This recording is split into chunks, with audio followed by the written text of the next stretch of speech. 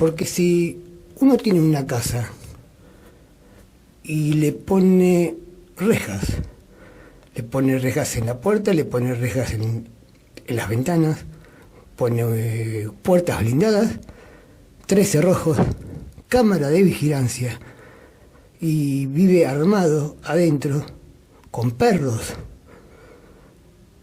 es porque debes tener miedo, ¿no?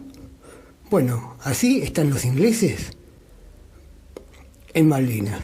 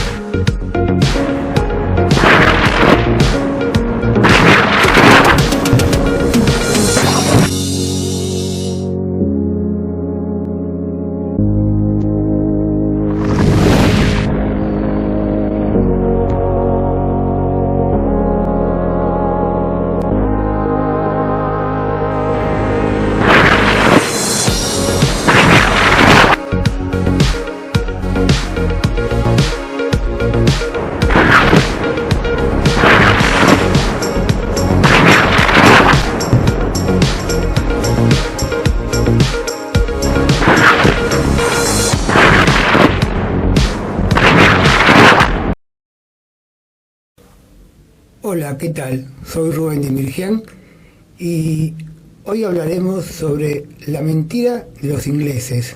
Nosotros no perdimos la guerra, no perdimos batallas. Lo que perdimos fue la firma de un traidor en los papeles para presentar la rendición. Edward Denmark. I served in T Battery, Charles Usual's Troop of 12 Air Defence Regiment, Royal Artillery. I fought in the Falklands Malvinas War in 1982 as a Rapier missile operator. My job was to shoot down Argentine aircraft. I'm not reading from a script because I know this stuff by heart, but I need just not only defended them bases, they also armed and serviced the aircraft that attacked us in the Malvinas. Now, I witnessed the courage of your pilots. I have never seen such superb and courageous flying in my entire life, and I've seen a lot of air forces fly all over Europe, but your pilots were...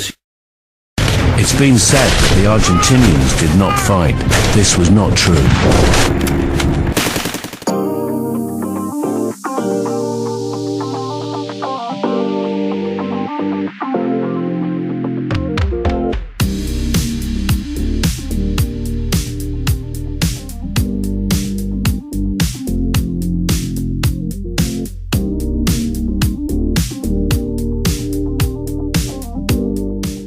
Has suffered its first major losses in the Falklands conflict. The Ministry of Defence announced tonight that the destroyer Sheffield came under an Argentine missile attack. It later sank. All the crew who got out of the ship have been picked up, but the ministry spokesman says there were casualties. He didn't say how many. HMS Sheffield, one of the most modern warships in the Royal Navy, normally has a crew of nearly 300 men. As well as her loss, a Sea Harrier was shot down and its pilot killed.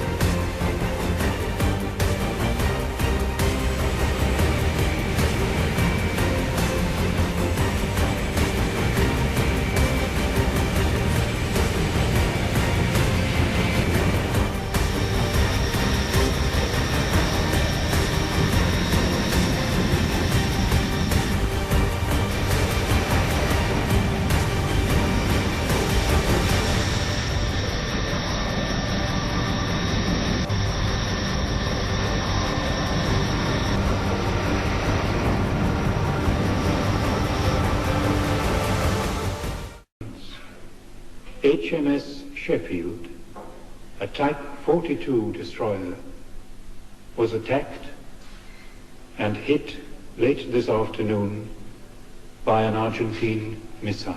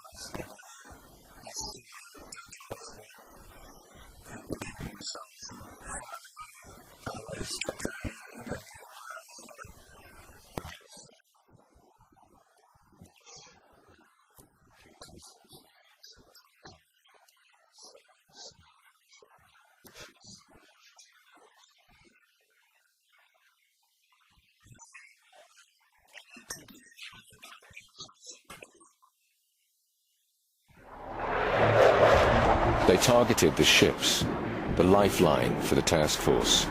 How the British task force commanders have underestimated the determination of the Argentine pilot. Ship after ship in San Carlos water was hit by Argentinian aircraft. The British christened the bay Bomb Alley. This was the first time I'd seen ships sunk by enemy action in my life. I was watching Antelope, and suddenly a huge explosion in front of my eyes. Large parts of her superstructure flew up into the air. I remember that explosion echoing round, and then followed by a series of other explosions that went all night. It was a shock to see one's own ship explode, burn and sink before one's eyes.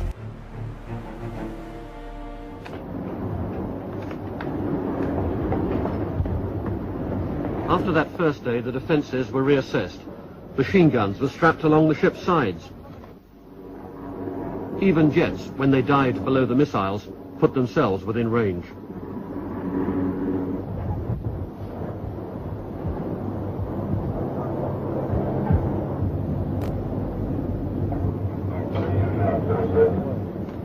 The Bofors guns aboard HMS Fearless claimed 2 planes. The gun crews, mostly 17 years old, soon had more battle experience than anyone else in the Navy. Sophisticated electronic watchdogs to protect us all. It's odd then that we get the greatest comfort from the old Second World War Bofors guns by the bridge. The crew on Bofors port gun have already claimed 2 hits and another probable, and we want to believe them. Up on the decks now, almost as an afterthought, general-purpose machine guns have been mounted by Royal Marines commandos as additional air defense. Odd, we thought, with so many millions of pounds worth of missiles around us, that such a makeshift weaponry should be necessary. But fired together and in the same direction, and a pilot would have to fly through a wall of lead. The Galahad was lightly armed, and the Welsh Guards had no defence against air attack. They actually hadn't seen the Argentine Air Force at work, because for the 5 days they'd been there, the bad weather had kept the Argentine Air Force away. So they hadn't seen how deadly those guys could be. I can tell you, if I'd been on board that ship, I'd have swum ashore rather than stayed there.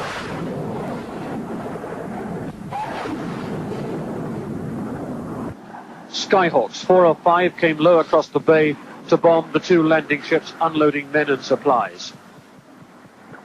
Although missiles were fired, proper air defences hadn't yet been installed. One of the ships, the Galahad, burst into flames immediately. But that wasn't the end of it. The other landing ship, Sir Tristram, began to smoke. It had been hit in the same raid, although the fire took longer to gain a hold. But that ship too was lost, burning fiercely in the night. To start with, It was carrying 4 giant Chinook helicopters. 3 were destroyed. It was perhaps the single greatest setback of the war. I had been preparing a plan to move my brigade forward onto the high ground overlooking Stanley, and the key part of that plan was 4 Chinook helicopters. In the rush to pack equipment onto the task force ships, crucial errors had been made. the destruction of that one ship changed the tempo of the whole war as far as we're concerned. We would have to walk.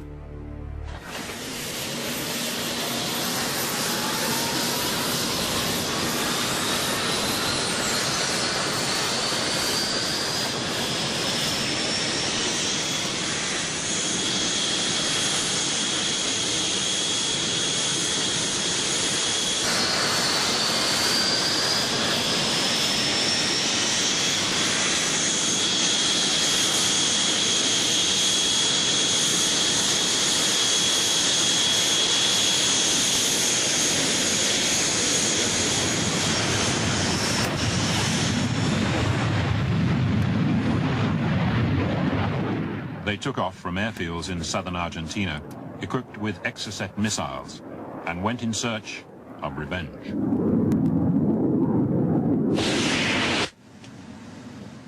HMS Sheffield was on the lookout for enemy aircraft, well forward of the main British fleet. Blind, AWOL, one probable target, 01010. Go back, direct the radar. The sea was very calm, we were looking out to sea, and I thought that it looked like a torpedo was on its way because the sea was shimmering and shaking, if you like. So I said I thought there was a torpedo. The pilot also had trained his glasses around to the same spot, and he said, no, it's an Exocet. The officer of the watch and other members of the bridge crew started to take cover. But I remember myself and the second officer of the watch becoming transfixed to the missile on its way in, which really does amaze me now when I come to think of it. But we watched it almost to the point of impact when we quickly huddled together and dropped to the floor.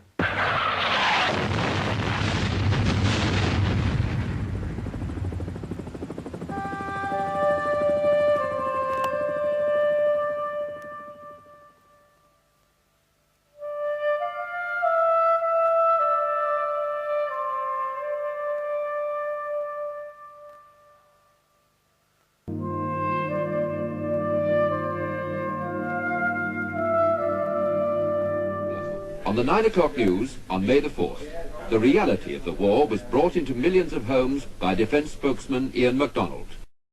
In the course of its duties within the total exclusion zone around the Falkland Islands, HMS Sheffield, a Type 42 destroyer, was attacked and hit late this afternoon by an Argentine missile.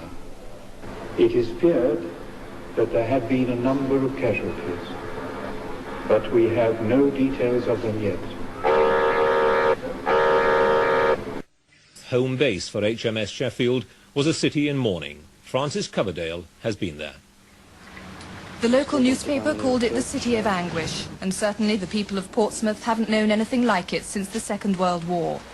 The atmosphere today was in stark contrast to that of 30 days ago when the first of the task force ships sailed out. Today was the day the reality of the conflict in the South Atlantic came home.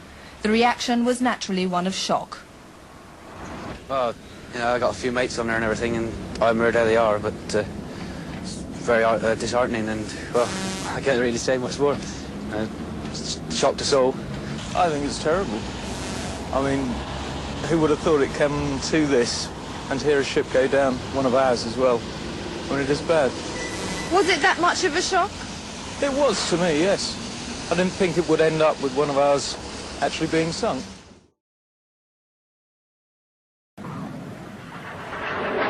The British commanders had seriously underestimated the Argentine Air Force, committing its planes and its pilots with an almost reckless willingness.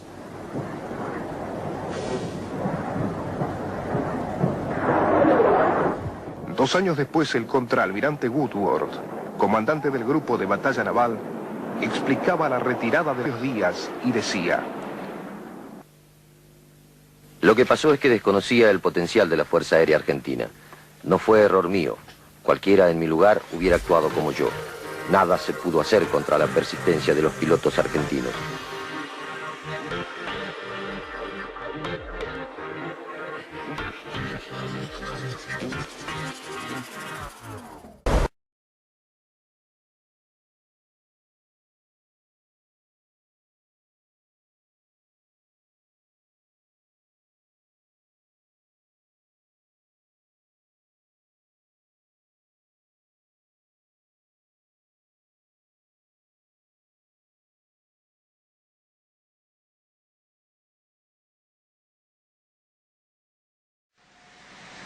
Dos horas y media después de la llegada del Galahad, la lancha de desembarque y el pontón pudieron empezar a descargar. Pero entonces se decidió que una ambulancia de campo tenía prioridad sobre la guardia galesa y debía descargarse primero. Todo el mundo sabía que teníamos que bajar del barco. Todos sabíamos que teníamos que desembarcar. Pero todos sabíamos que no podíamos. No había manera de desembarcar. No podíamos ir nadando. No se podía nadar con todo el material, necesitábamos un transporte, necesitábamos una lancha de desembarque, así que hasta que apareciera no podíamos hacer nada. Muchos de los guardias esperaban sobre la cubierta de tanques del Galahad, rodeados de vehículos y de munición. Estábamos debajo de las cubiertas y allí estuvimos todo el día. Sabíamos que era de día, claro. Estábamos en un lugar cerrado y durante todo el día estuvimos cargando y descargando nuestro equipo porque nos decían que íbamos a desembarcar y después nos decían que nos lo quitásemos y nos relajásemos. Eso ocurrió 5 o 6 veces durante el día. En el barco la gente jugaba a las cartas o dormía un poco. Limpiábamos las armas, cosas cotidianas, pero lo hacíamos rodeados de combustible y munición. Finalmente, tras 6 horas, la guardia galesa se preparó para desembarcar. Pero la suerte del Galahad se había acabado.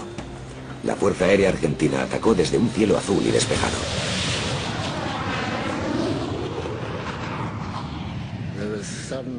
De repente oímos un rugido y miré hacia arriba y vi la parte de abajo de unos 5 aviones o incluso 6. Los 2 primeros acababan de soltar bombas cilíndricas de punta plana que caían girando.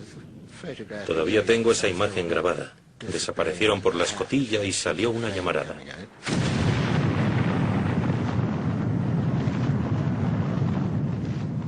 El mundo se volvió naranja. El impacto me levantó como si fuese una muñeca de trapo. Yo llevaba entre 15 y 20 kilos de material, pero fue como si fuera una pluma. Estaba ahí de pie. Me volví a mirar hacia mi izquierda cuando hubo la explosión. Y la bola de fuego me golpeó el lado izquierdo. Aspiró todo el aire de mi cuerpo. No es que contuviera el aliento. No había aliento que contener. Estaba volando. Me temblaban todos los huesos. Me dolían todos los nervios. Lo único que pude oír cuando nos dieron fue un ruido de ráfaga. A mi izquierda estaba la unidad de mortero.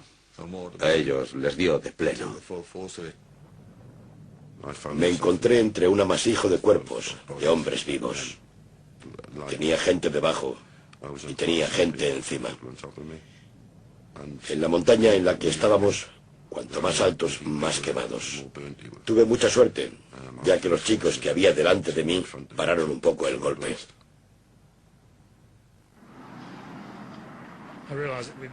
Me di cuenta de que había sido un ataque bastante violento. Tras un par de minutos decidí que lo mejor que podía hacer era llevar a todo el mundo desde las cubiertas inferiores a las superiores. Así que anuncié por megafonía que abandonaran el barco. Durante los 10 primeros segundos cundió el pánico. Después empezamos a entender lo que había pasado y actuamos con profesionalidad. Todo el mundo empezó a subir lo más rápido posible. Entonces empezaron a salir por la puerta. Estaban todos quemados, humeaban, había fuego, tenían la ropa en llamas. Estaban todos muy mal. Y salían en grandes cantidades por la puerta. No había espacio, fue horrible.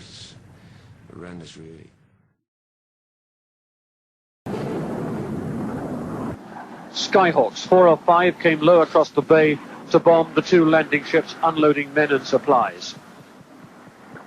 Although missiles were fired, proper air defences hadn't yet been installed. One of the ships, the Galahad, burst into flames immediately.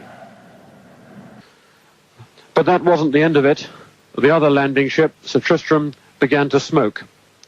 It had been hit in the same raid, although the fire took longer to gain a hold. But that ship too was lost, burning fiercely in the night. To start with, there was nothing there, and we waited. It was almost dreamlike, and how can this possibly be happening? And then very soon the realization hits, and there it was going on around us. Jets just came pouring over the hills. They were firing at us and dropping bombs and firing rockets, but they were so low, so small and so fast that you think there's just no way we're going to hit them. We of course were shooting back. There was all the troops that had got ashore on the hills around were shooting up, and the noise was just colossal. It was a fantastic, terrifying sight. Aircraft flying and firing at the ships. The British warships were being relentlessly targeted from every direction. When you're on a warship and you hear over the broadcast, brace, brace, brace, that means you're about to be hit. And I suppose, quite unashamedly, you think, please not me. You could hear the countdown over the radar, 4 planes approaching from the east, 25 miles, 24 miles, and it's seconds apart because obviously they're going so fast. 5 miles, 3 miles, and you think they're coming straight over us. Are they going to attack us? Have they got Exocet? And then they'll say, overhead, and you just close your eyes, and then you'll hear 1 mile to the west, and you breathe out because it's gone. The news coming in wasn't really good about what was happening. And we didn't realise quite how many boats would be hit with bombs that weren't going to explode. The enemy were flying so low to avoid our anti-aircraft systems that many of their bombs weren't exploding when they hit our ships. Making the bombs safe now fell into the hands of the diving team. Tony and William were just 100 metres away from HMS Antelope when an unexploded bomb detonated. Everyone hit the floor because it was so close. The UXB on Antelope had blown up while the Royal Engineers were defusing it. When a 1,000-pound bomb goes off that close to you, inside the confines of an aluminium ship, it is a shock. It's not just an explosion, I mean, it's huge. Tragically, one of the Royal Engineers who was attempting to defuse the bomb was killed in the explosion.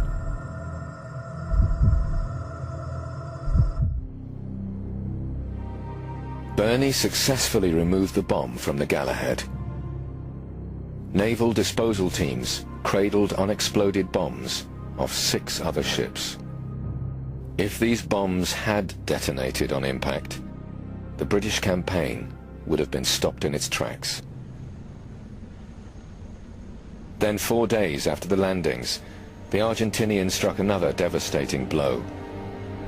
Exocet missiles hit a vital British supply ship, the Atlantic Conveyor. It was carrying 4 giant Chinook helicopters. 3 were destroyed. It was perhaps the single greatest setback of the war. I had been preparing a plan to move my brigade forward onto the high ground overlooking Stanley, and the key part of that plan was 4 Chinook helicopters.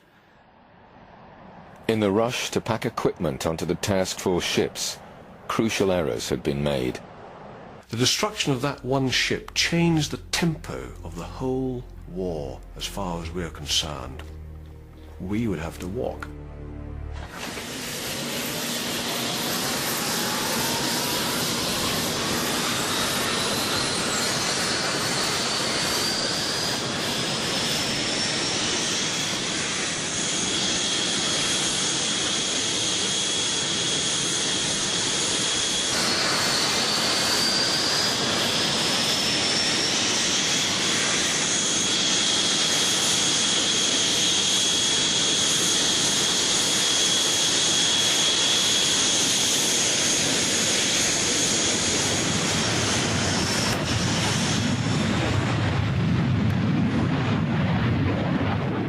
They took off from airfields in southern Argentina, equipped with Exocet missiles, and went in search of revenge.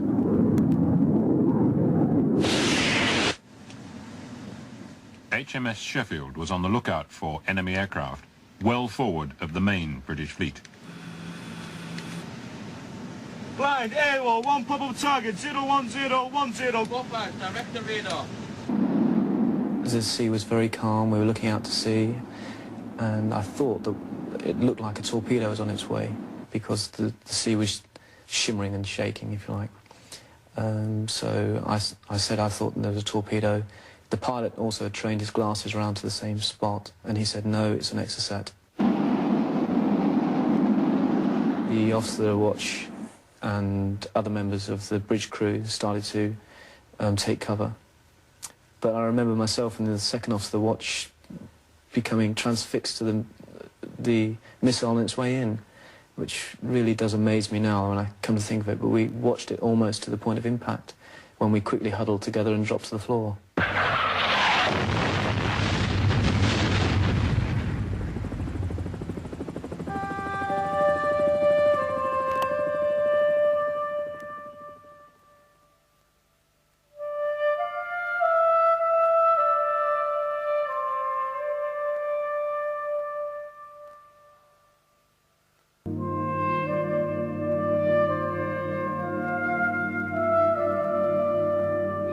On the 9 o'clock news on May the 4th, the reality of the war was brought into millions of homes by defense spokesman. La voz de Bam Bam Barrio Nuevo, que le dice a Velasco que las 3 bombas de Velasco le pegaron a la clase 42. Y bueno, y las expresiones de júbilo de Velasco, ¿no? Y alguna palabrota por ahí que se le escapa.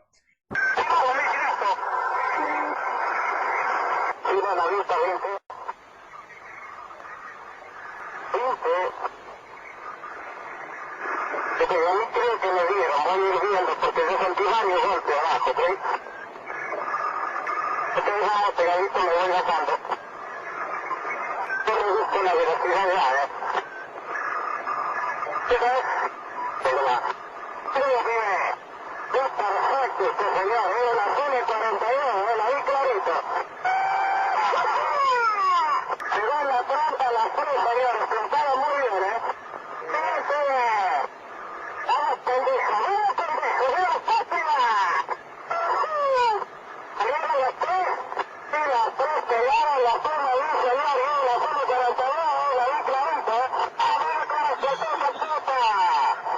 Fíjense al juego, que están pegando en misiles, pegaditos, no demasiado, pero pegados, ¿ok? ¿Qué putas?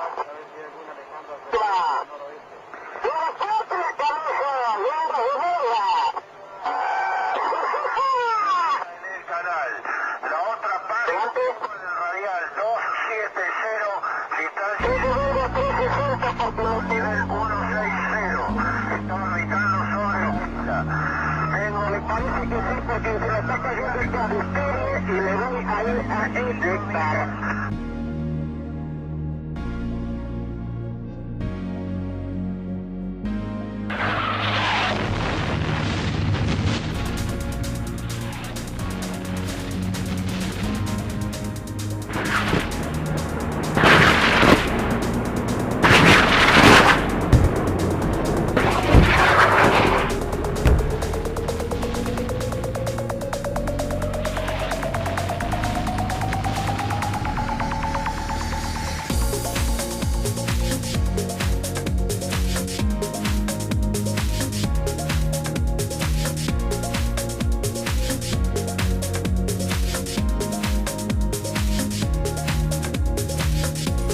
Para, como también comentábamos sobre las misiones del 12 de mayo, que es fundamental que no te intercepte alguien o que te levanten las transmisiones y las repercusiones que puede haber de eso.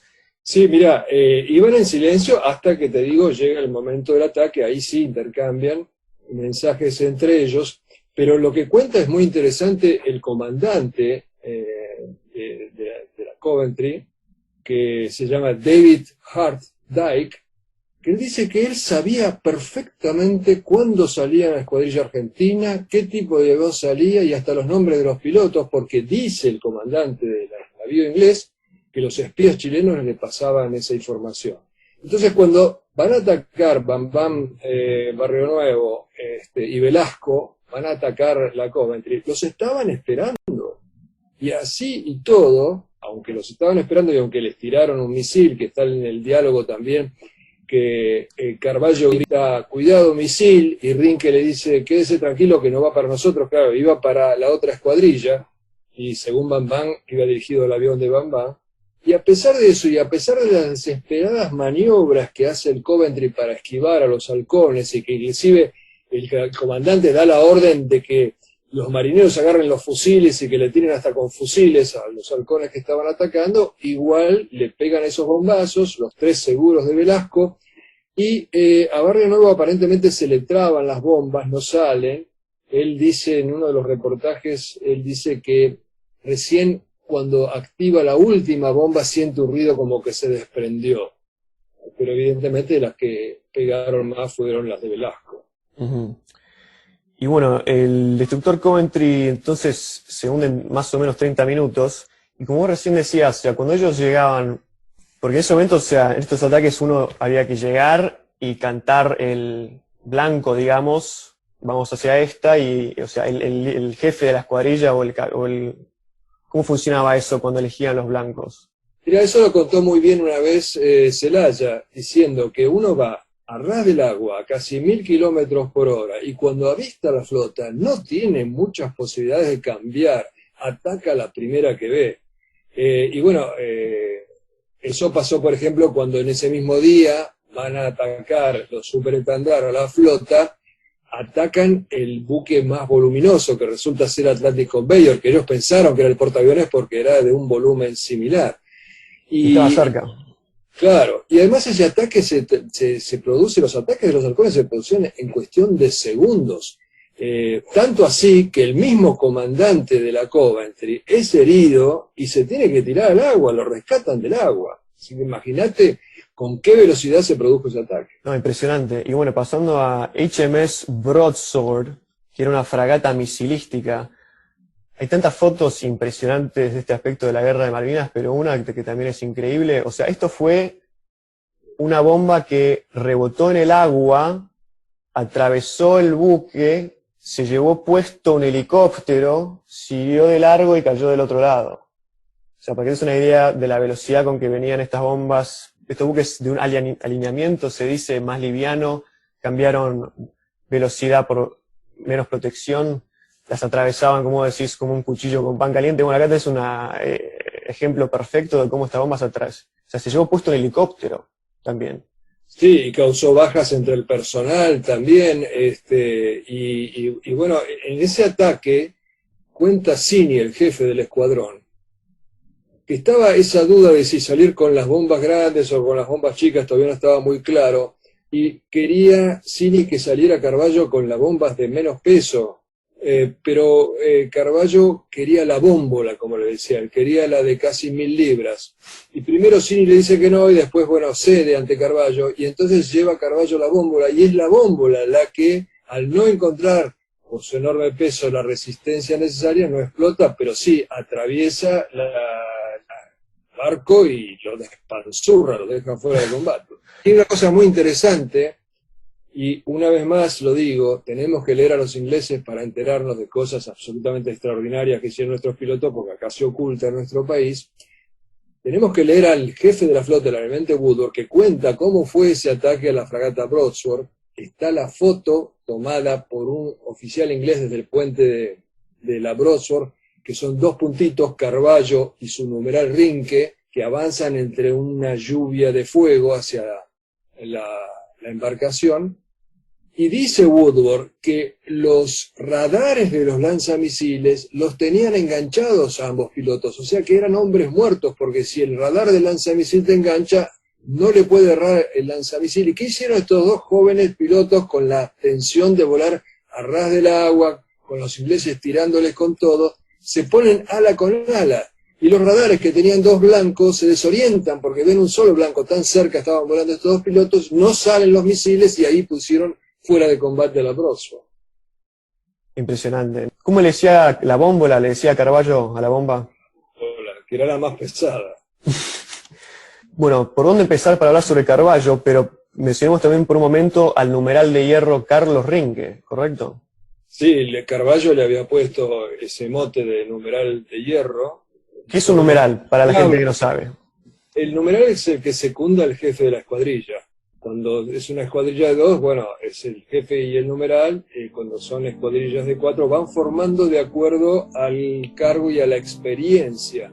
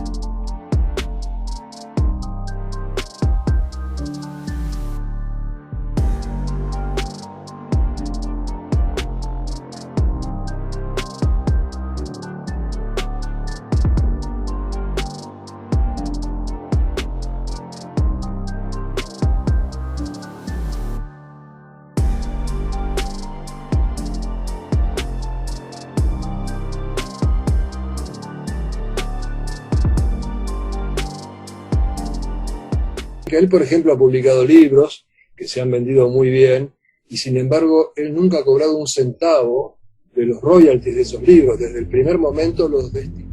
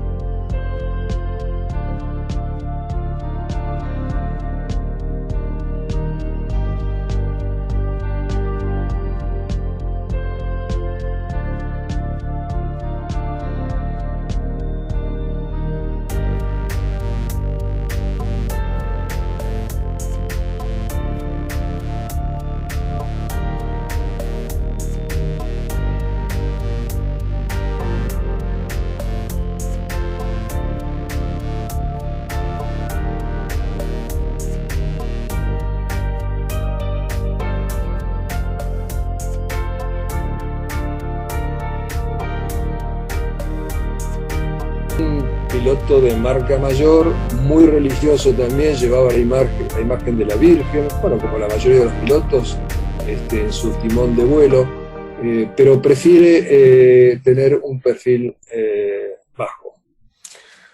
Bueno, para los que están contando, serían estos buques que estamos hablando hoy, los números 15, 16 y 17, el 17 siendo el Atlantic Conveyor, que era un portacontenedores, ¿no?, que traía todo tipo de pertrechos.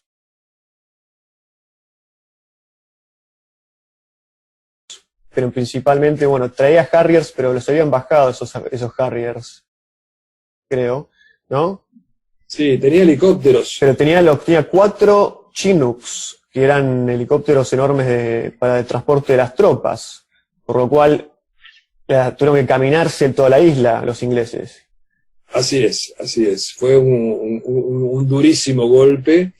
Y es interesante, por ejemplo, de hablar de las bajas inglesas en este contexto, ¿no? Por ejemplo, la Coventry, que se hundió en tan poco tiempo, y ellos hablan de 19 o de 20 caídos nada más. En este 25 de mayo del 82 se cumplió también un aniversario del ataque en que fue derribado el Tom Lucero, del cual podemos hablar también un poco. Pero una cosa que quería traer a colación es que cuando lo suben a bordo, lo rescatan del océano al Tom Lucero, a él le llama muchísimo la atención la inmensa cantidad de chinos que había a bordo. Y eso ayudaría a explicar la cantidad relativamente pequeña de bajas que acusan los ingleses protegiendo su orgullo nacional, porque evidentemente si hubiera muchos muertos británicos es imposible ocultarlo en una sociedad abierta como es la inglesa. Pero de los chinos, ¿quién se va a enterar?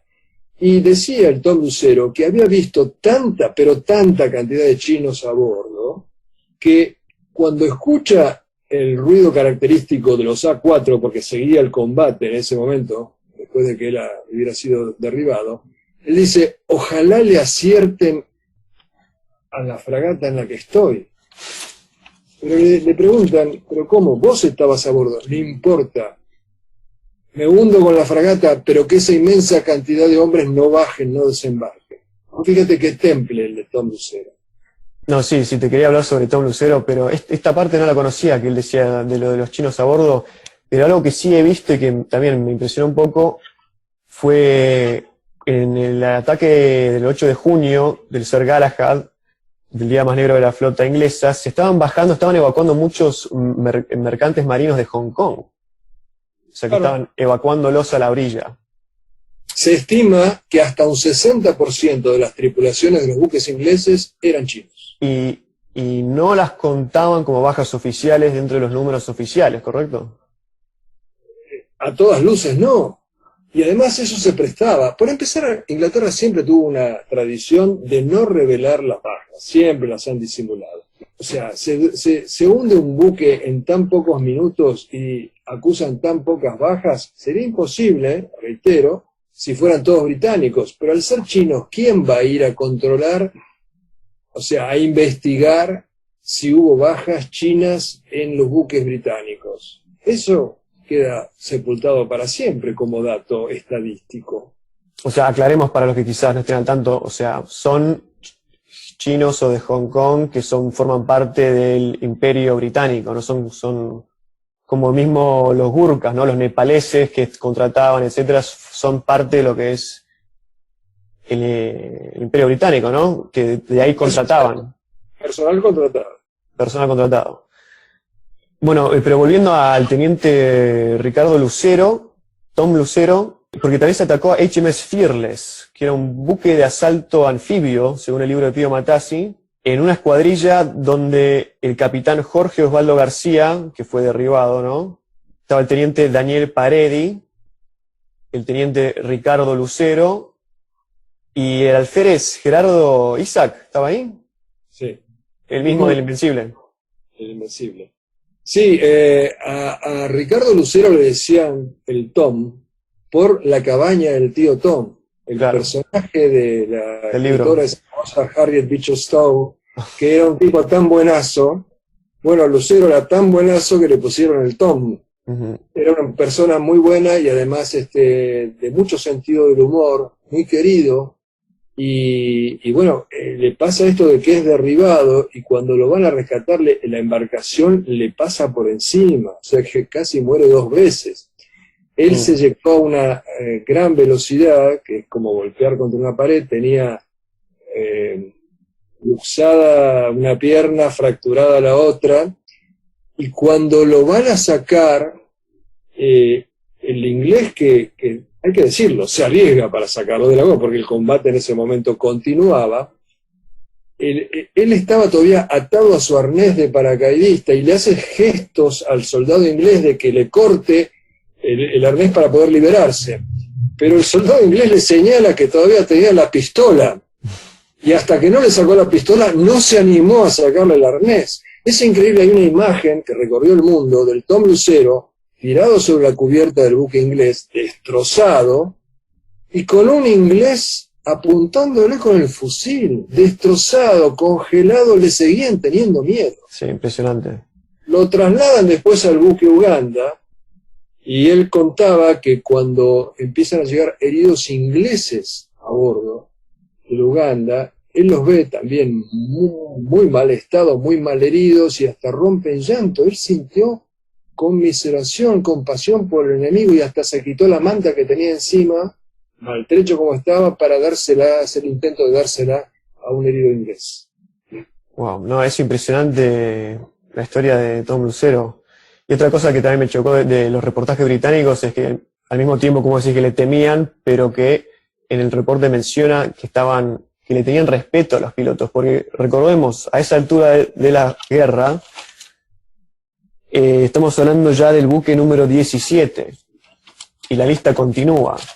Y bueno, para volver un poco a la lista, el Atlantic Conveyor, los mismos ingleses también, yo he visto videos que hemos puesto donde dice que fue el revés quizás más grande para ellos de toda la guerra. O sea, no es solo perder los helicópteros y los pertrechos, pero lo que significa eso para toda la operación, te lo dice el comandante inglés Julian Thompson. Pero bueno, hay que dedicarle un capítulo a las batallas terrestres. Pero queremos mencionar que en el ataque al Atlantic Conveyors, bueno, se pone en acción nuevamente, como hemos mencionado antes, el Exocet, el capitán de corbeta Roberto Kurilovic y teniente de fragata Julio Barraza. Sí, el que aparentemente los dos disparan su Exocet, pero el que acierta es el de Kurilovic. Y para entenderlo, o sea, nosotros teníamos 5 Exocets. La cosa es así. Habíamos comprado 15 Super Étendard y 15 Exocet, pero los franceses llegan a entregar nada más que 5 y 5 y interrumpen la entrega al empezar las hostilidades. Inclusive no nos dan las instrucciones para armar los Exocet. Y los ingenieros argentinos desculan por sí mismos esas instrucciones. ¿No nos dieron las instrucciones del misil sofisticado de última generación?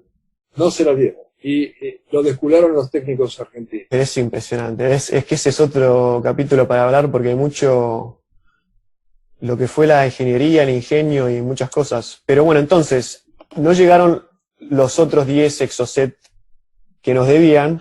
Los primeros 2 se utilizaron en el ataque contra el Sheffield, ¿es correcto que se dispararon 2? Así es. Pilots. I have never seen such superb and courageous flying in my entire life, and I've seen a lot of air forces fly all over Europe, but your pilots were superb. That said, they would not have been able to carry out their job had it not been for the valiant contribution made by the soldiers on the continental bases who armed, serviced those aircraft. Those very soldiers that are still being denied recognition by you, President. Now, the Falkland and Malvinas War was largely an air war. I understand how valiant your infantry were, but they were not the problem to us. It was your aircraft. If you consider the damage done to Britain by your Air Force, it was immense. The amount of ships sunk and the damage caused and just the daily fear of those air attacks.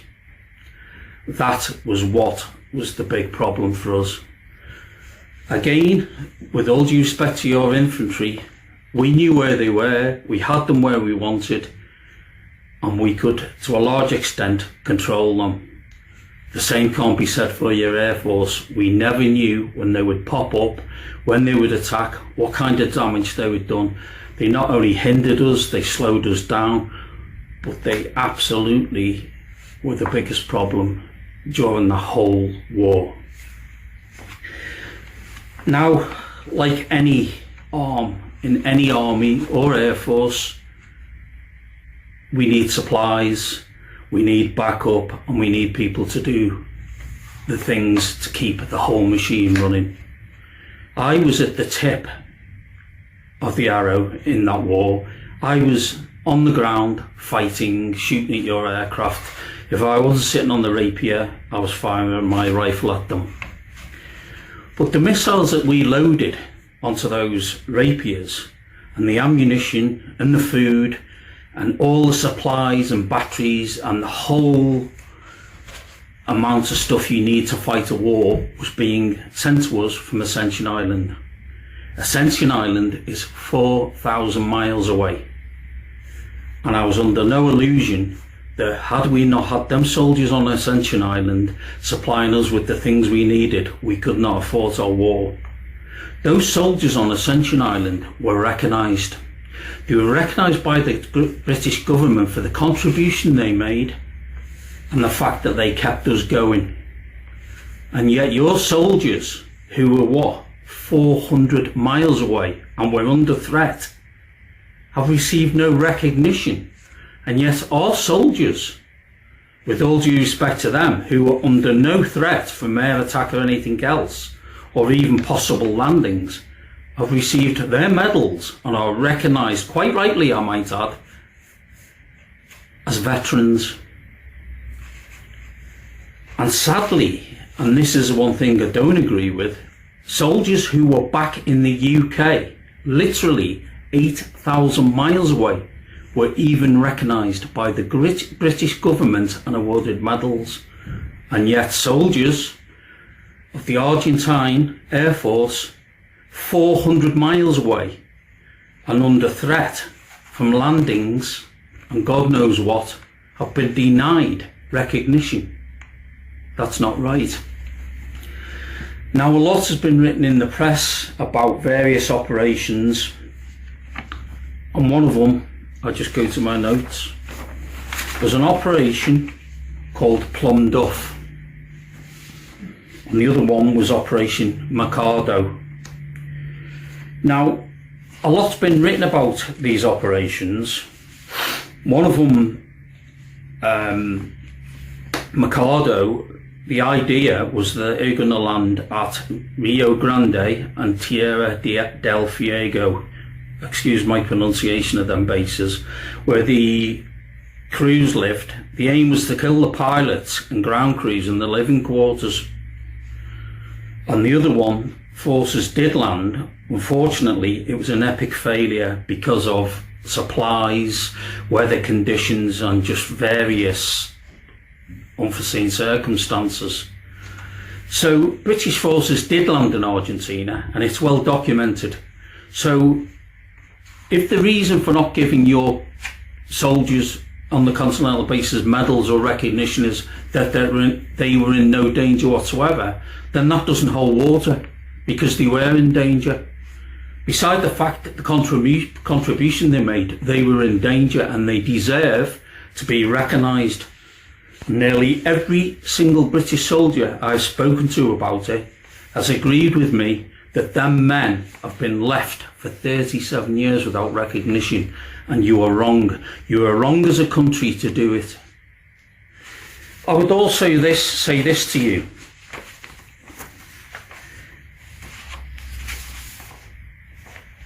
President Macri, that war in 1982 was not a defeat for Argentina by any means.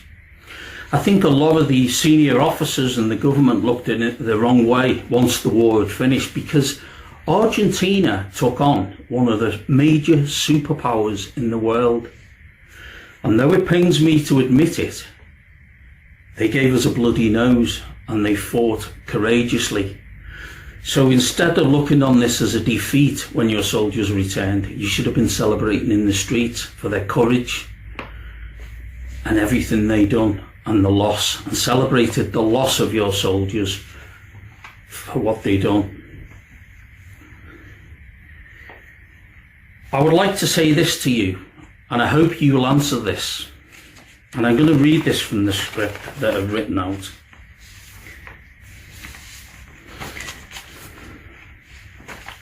God will judge the men who armed and serviced the aircraft that killed my comrades, as he will judge us who killed your men. But I ask you this: if those men are to be judged by God and therefore recognised for their part in war, why is it, sir, that you still choose to ignore them? Please, I'm asking you this, and I'd like to see this before I actually die myself, that you and the Argentine government and the Argentine people recognise these men. Do not let any more die and go to the grave as unrecognised. You owe it to them. You owe it to them as a nation, and you've got a moral duty to recognise them for what they've done. They are war veterans. It's got no matter that they never stood on the Malvinas. They were less than 400 miles away. 400 miles is absolutely nothing. And it's not enough of a distance to deny them the recognition they deserve. So I ask you, President Macri, to respond to this request and do the right thing. Please put this right for all those men, all the families, and in the memory of all those men who have died and gone to the grave not recognised. I thank you for your time. I salute all you veterans.